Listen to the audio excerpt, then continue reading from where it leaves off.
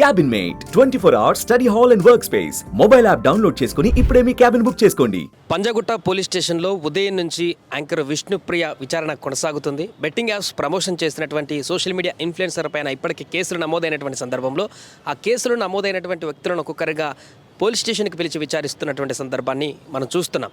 ఈ క్రమంలో ఈరోజు ఉదయం విష్ణుప్రియ పోలీస్ స్టేషన్కు వచ్చి హాజరవ్వడం జరిగింది. అయితే మధ్యాహ్నం తర్వాత Ritu Chaudhary social media influencer మరొక వ్యక్తి ఎవరైతే ఉన్నారో రీతు చౌదరి కూడా పంజగుట్ట పోలీస్ స్టేషన్కి చేరుకున్నారు. దీంతో విష్ణుప్రియ అదేవిధంగా రీతు చౌదరిని ఇద్దరిని కలిపి విచారణ కొనసాగిస్తున్నట్టుగా తెలుస్తుంది. సో దీంతో ఒక్కసారిగా ఇన్ఫ్లుయెన్సర్లు అందరూ ఎవరైతే ప్రమోషన్ చేశారో వారందరూ కూడా కేసులు నమోదైన వాళ్ళు, ఇంకా కేసులు కాకుండా ఉన్నటువంటి వ్యక్తులందరికీ కూడా ప్రస్తుతం ఏం జరుగుతుందనేటువంటి ఒక టెన్షన్ అయితే నెలకొంటుంది.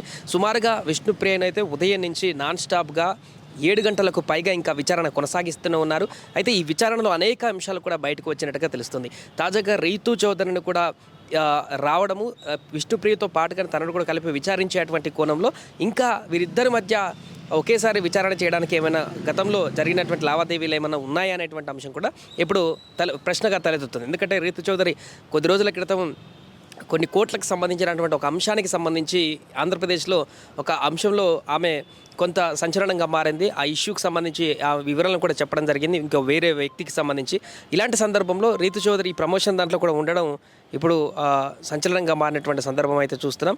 సో ఈ పరిణామాల నేపథ్యంలో ఈ విచారణ పూర్తయినటువంటి తర్వాత వారేమైనా మాట్లాడతారా? వారితో పాటుగా అడ్వకేట్ కూడా రావడం జరిగింది. విష్ణుప్రియ ఉదయం వచ్చినప్పుడు తనతో పాటు అడ్వకేట్ని కూడా తీసుకురావడం జరిగింది.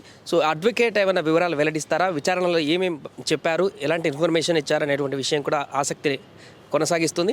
ప్రస్తుతానికైతే విష్ణుప్రియ విచారణలో భాగంగా కొన్ని అంశాలైతే బయటికి రావడం జరిగింది. తను ఒక 15 యాప్స్ వరకు, బెట్టింగ్ యాప్స్ వరకు ప్రమోషన్ కొనసాగించిందనేటువంటి విషయం అయితే బయటికి సమాచారం అందుతుంది. ఆ విచారణలో ఇంకేం జరిగిందనేటువంటి విషయం అధికారికంగా తెలవనప్పటికీ కూడా బయటకు వస్తున్నటువంటి లీక్స్ ప్రకారం ఆమె 15 యాప్స్ వరకు కూడా ప్రమోషన్ చేసినట్టుగా, ఒక్కొక్క యాప్కి సుమారుగా 90,000 లక్ష రూపాయల వరకు కూడా వారి దగ్గర నుంచి రుసుము తీసుకున్నట్టుగా కూడా చెప్పినట్టుగా పోలీసులకి ఒక విశ్వసనీయ సమాచారం అయితే తెలుస్తుంది. సో ఇలా 15 యాప్స్కు 15 మొత్తం కూడా వీడియోస్ పెట్టడం ద్వారా తనకు ఈ మనీ ఇచ్చినట్టుగా చెప్తున్నాయి. అయితే ఈ విషయంలో ఈ బెట్టింగ్ యాప్స్ ప్రమోట్ చేయడం వల్ల అనేక మంది ఆత్మహత్యలు, ప్రాణాలు పోతున్నాయి. దీనివల్ల అనేక మంది పేదలు కూడా చనిపోతున్నారు కదా అని చెప్పేసి పోలీసులు అడిగిన ప్రశ్నకి తమ మౌనంతో తలదించుకున్నట్టుగా కూడా మరొక అంశం కూడా బయటకు వస్తుంది.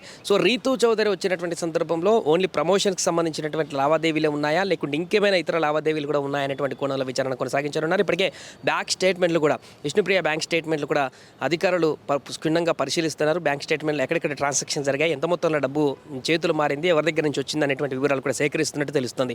అంతేకాకుండా ఈ రీతు చౌదరి, విష్ణుప్రియ ఇప్పుడైతే ఎవరైతే ఉన్నారో వీరి అకౌంట్లో ఆల్రెడీ ప్రమోట్ చేసినటువంటి వీడియోస్ ఇన్స్టాగ్రామ్లో కానీ ఇతర ప్లాట్ఫామ్లో డిలీట్ చేసి ఉన్నారు. కాబట్టి వారు ఒరిజినల్ ఫోన్లలో అయితే దీనికి సంబంధించిన ఫీడ్ అంతా కూడా ఉంటుంది. కాబట్టి ఆ యాప్స్ ఎందరెందరో వీరు ప్రమోట్ చేశారు, దానికి సంబంధించినటువంటి వివరాలు కూడా వీరి ఫోన్లో దొరికేటువంటి అవకాశం ఉంటుంది. కాబట్టి వారి ఫోన్ని కూడా సీజ్ చేసేటువంటి అవకాశం ఉందనేటువంటి కూడా సమాచారం కూడా అందుతుంది. సో ఇప్పటికే టేస్టీ తేజ, అదేవిధంగా కిరణ్ గౌడ్ ఎవరైతే ఉన్నారో వారందరినీ కూడా నిన్న విచారించినటువంటి పంజాగుట్ట పోలీసులు ఇప్పుడు తాజాగా మరో ఇద్దరిని, విష్ణుప్రియ అదేవిధంగా రీతు చౌదరిని ఈరోజు విచారించడం అయితే సంచలనంగా మారింది. దీంతో మరలా ఇంకా ఎవరైనా వచ్చేటువంటి అవకాశం ఉందా? 11 మందికి ఆల్రెడీ నోటీసులు పంపించారు పంజాగుట్ట పిఎస్లో కేసు నమోదైనటువంటి వ్యక్తులకు. దాంట్లో నిన్న 2 వచ్చారు, ఈరోజు 2, ఇంకా 4 కాబట్టి మిగతా 7 ఎప్పుడు వస్తారు విచారణకు అనేటువంటి ఆసక్తి అయితే నెలకొంది. ఈ విచారణకు వచ్చినటువంటి వ్యక్తులు ఇంకా ఎలాంటి విషయాలను వెల్లడిస్తారనేటువంటి విషయం అయితే ఇప్పుడు సంచలనంగా మారింది.